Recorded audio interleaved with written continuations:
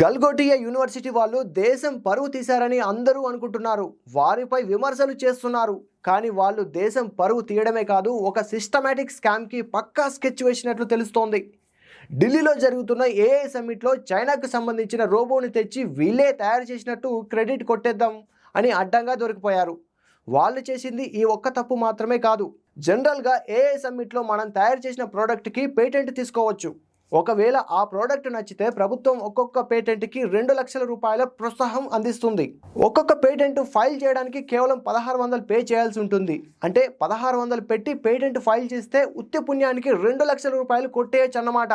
Talent ఉన్న వాళ్ళకి అందాల్సిన ప్రోత్సాహకాన్ని గల్గోటియా వాళ్ళు ఉత్తి పుణ్యానికి దోచుకుందాం అనుకున్నారట. అలా గల్గోటియా యూనివర్సిటీ 1089 పేటెంట్లు ఫైల్ చేసింది.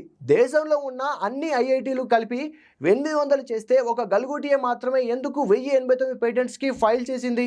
ఇక్కడ ఇంకో కిటుకు ఉంది. కొన్ని స్పెషల్ కేసెస్లో పేటెంట్స్కి అప్రూవ్ అవ్వకపోయినా పొలిటికల్ లీడర్స్ ఇన్ఫ్లుయెన్స్తో పేటెంట్ అప్లై చేస్తే చాలు 2 లక్షల రూపాయల గ్రాంట్ పొందవచ్చు. ఇప్పుడు ఏ దురుద్దేశంతో గల్గోటియా ఇన్ని పేటెంట్లు చేసిందో మీకే అర్థమై ఉంటుంది. వాళ్ళ ప్లాన్ వర్కౌట్ అయి ఉంటే కనీసం 20 కోట్ల రూపాయల పబ్లిక్ మనీ లూటీ ఇచ్చేసేవారు. వీళ్ళ స్కామ్ ఇక్కడితోనే ఆగిపోలేదు. ఈ ప్రైవేట్ యూనివర్సిటీలకు NIRF ర్యాంకింగ్ ఉంటుంది. ఏ యూనివర్సిటీ అయితే ఎక్కువ పేటెంట్స్ ఫైల్ చేస్తుందో ఆ యూనివర్సిటీ ర్యాంకింగ్ పెరుగుతుంది. అంత మాత్రమే కాదు, ర్యాంక్ పెరిగే కొద్దీ ఫీజులు పెంచుకునే వెసులుబాటు ప్రభుత్వం కల్పిస్తుంది.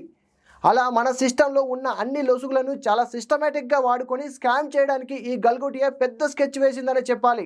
మరి పబ్లిక్ మనీ దోచుకోవాలని చూసిన ఇలాంటి వారికి ప్రభుత్వమే బుద్ధి చెప్పాలి, లేదా ప్రజలు బుద్ధి చెప్పే పరిస్థితి వస్తుంది. మరి మీరేమంటారు? ఇలాంటి ప్రైవేట్ యూనివర్సిటీలపై మీ అభిప్రాయం ఏంటి? మన దేశంలో ఇంకా ఇలాంటి యూనివర్సిటీలు ఎన్ని ఉన్నాయో తెలిస్తే కమెంట్ చేయండి.